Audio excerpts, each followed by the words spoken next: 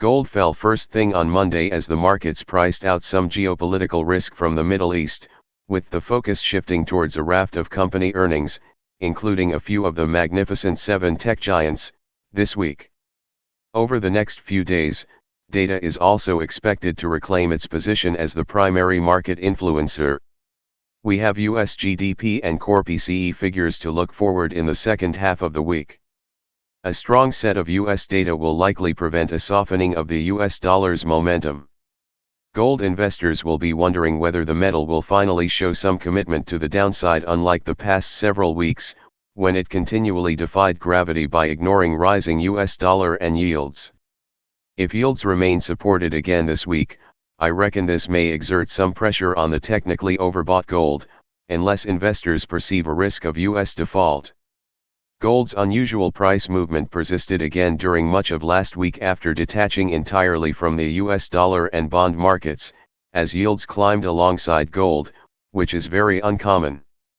Investor preference for safe haven assets and central bank purchases outweighed concerns about rising bond yields, which theoretically should increase the cost of holding non-interest-bearing assets.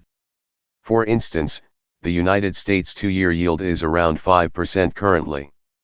By staying invested in gold, investors are foregoing this risk-free return from government bonds. No further escalation in Israel-Iran conflict, for now. With no further escalation in the conflict between Israel and Iran over the weekend, we have seen gold make a negative start to this week's trading, along with crude oil. European stocks and US index futures were trading higher at the time of writing. However, caution remains prevalent following the recent attacks and nothing can be taken for granted. In the last few weeks, raised uncertainty in the Middle East has clearly been playing a significant role in gold's resilience. On Friday, risk assets saw a further decline, partially attributed to Israeli strikes in western Iran, prompting a surge in gold and crude oil prices.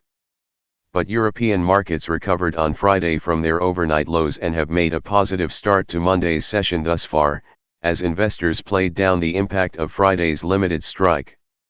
Focus turns to inflation data and interest rates. As mentioned, gold investors have hardly responded to rising bond yields. Perhaps they are holding gold to hedge against inflation as fiat currencies continue to lose value.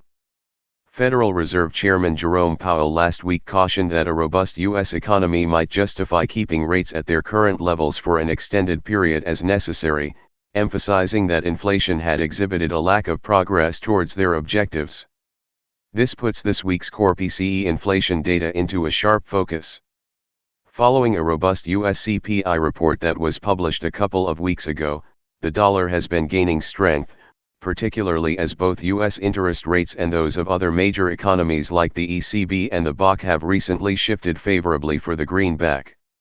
Furthermore, heightened geopolitical tensions in the Middle East have bolstered the overall bullish sentiment for the U.S. dollar. Should core PCE data also overshoots expectations, then this could further support the dollar and potentially weaken risk assets. Yet, the lingering question persists: will gold finally succumb to pressure from the US dollar? Gold technical analysis and trade ideas. Gold has been in a phase of consolidation following its recent significant gains over the past week and a bit. Thus far, it has struggled to achieve a daily close above the $2,400 mark, which is acting as resistance against its strong bullish momentum. Apart from last Friday's notable inverted hammer candle, there haven't been many bearish signals observed.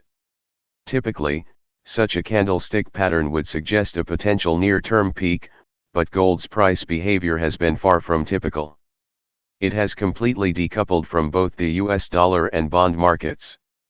Sellers appear to lack conviction at this stage. From a bearish perspective, a breakdown of key short-term support levels is needed to initiate at least a temporary bearish trend, and the weaker start may be a sign of things to come as we head deeper into today's session and week. However, considering gold's strong bullish trend, any selling pressure may be limited. For me, a short-term downside target is around $2,300, which corresponds with a bullish trend line. Further down, More significant support levels start around the $2,200 region. But to get to these levels it will need to break the initial support level of around $2,360, coinciding with the 161.8% Fibonacci extension level of a significant price swing from the 2020 high to the 2022 low. This level was being tested at the time of writing. So, let's see if the bulls will re-emerge here or whether we will see a breakdown this time. On the upside, Friday's low at $2,372, followed by $2,400, and the recent record high at $2,431 present the next potential resistance levels. With gold trading near its all-time highs, there are no further obvious prior reference points beyond these levels to monitor. But gold remains technically overbought on higher time frames like the daily, weekly, and monthly. The weekly RSI is still well above the 70.0 threshold despite easing back a little on the daily time frame, thanks to its recent consolidation. Further consolidation or a pullback is needed to work off the overbought conditions on the higher time frames.